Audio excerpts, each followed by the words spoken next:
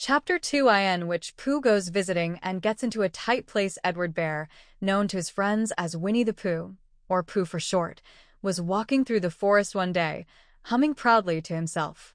He had made up a little hum that very morning as he was doing his stoutness exercises in front of the glass. Tra-la-la, tra-la-la, as he stretched up as high as he could go, and then tra-la-la, tra-la, oh help, la, as he tried to reach his toes. After breakfast, he had said it over and over to himself until he had learned it off by heart, and now he was humming it right through, properly. It went like this.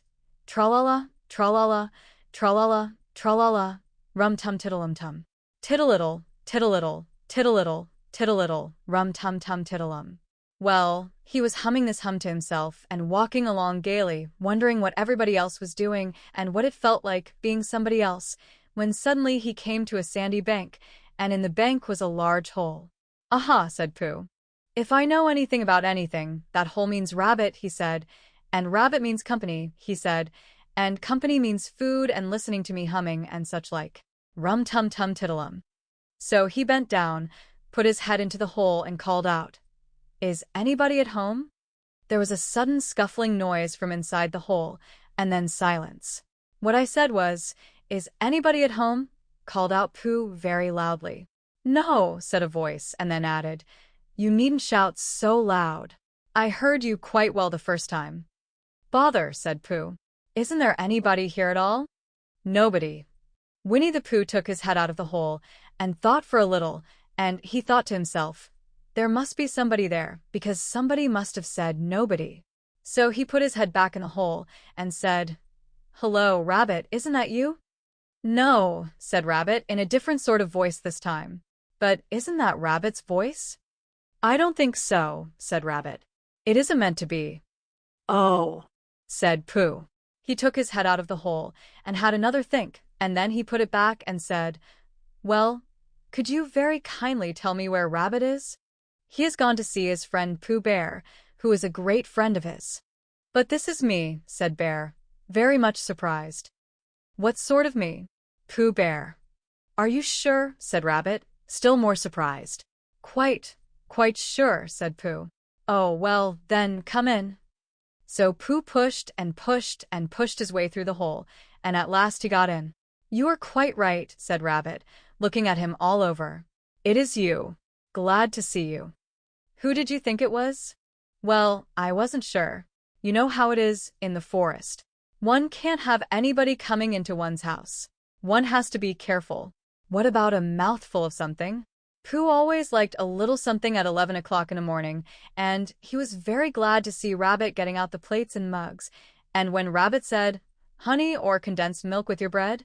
he was so excited that he said, "Both," and then, so as not to seem greedy, he added, "But don't bother about the bread, please."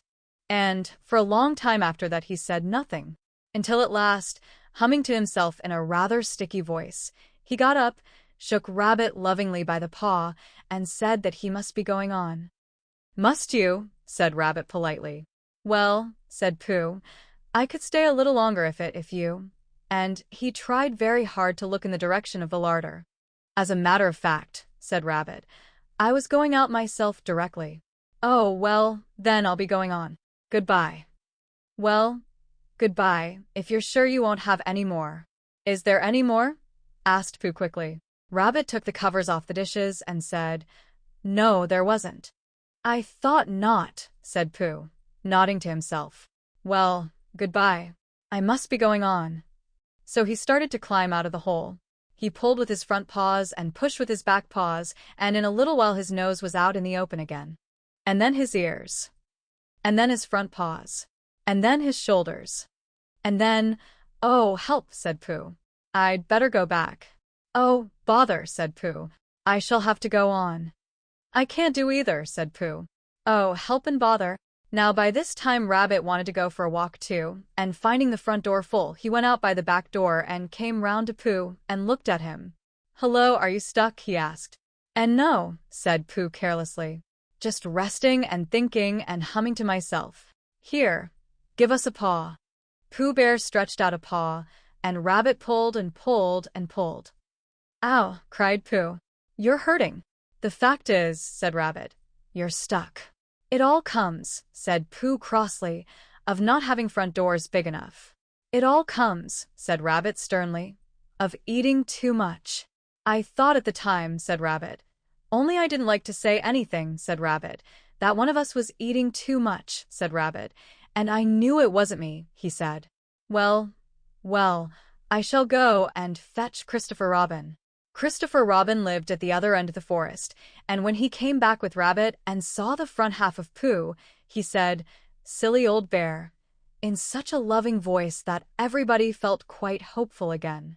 "I was just beginning to think," said Bear, sniffing slightly, "that Rabbit might never be able to use his front door again." "And I should hate that," he said. "So should I," said Rabbit. "Use his front door again?" said Christopher Robin. "Of course he'll use his front door again." "Good," said Rabbit. "If we can't pull you out, Pooh, we might push you back." Rabbit scratched his whiskers thoughtfully and pointed out that, when once Pooh was pushed back, he was back, and of course nobody was more glad to see Pooh than he was. Still there it was. Some lived in trees and some lived underground, and— "You mean I'd never get out?" said Pooh. "I mean," said Rabbit, "that having got so far, it seems a pity to waste it." Christopher Robin nodded. "Then there's only one thing to be done," he said. "We shall have to wait for you to get thin again." "How long does getting thin take?" asked Pooh anxiously. "About a week, I should think." "But I can't stay here for a week." "You can stay here all right, silly old bear.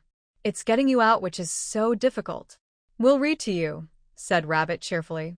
"And I hope it won't snow," he added. "And I say, old fellow, you're taking up a good deal of room in my house. Do you mind if I use your back legs as a towel horse? Because, I mean, there they are, doing nothing, and it would be very convenient just to hang the towels on them." "A week," said Pooh gloomily. "What about meals?"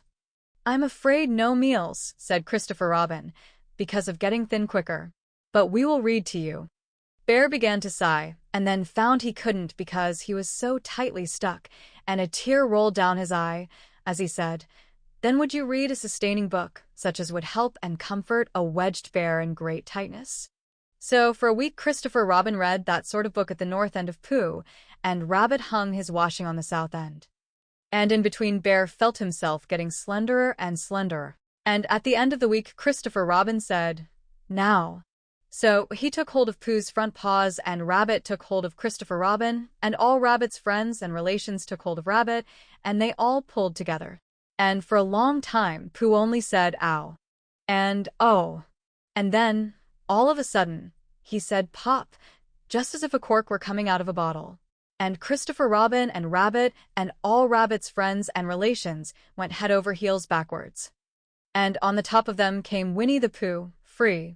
So, with a nod of thanks to his friends, he went on with his walk through the forest, humming proudly to himself.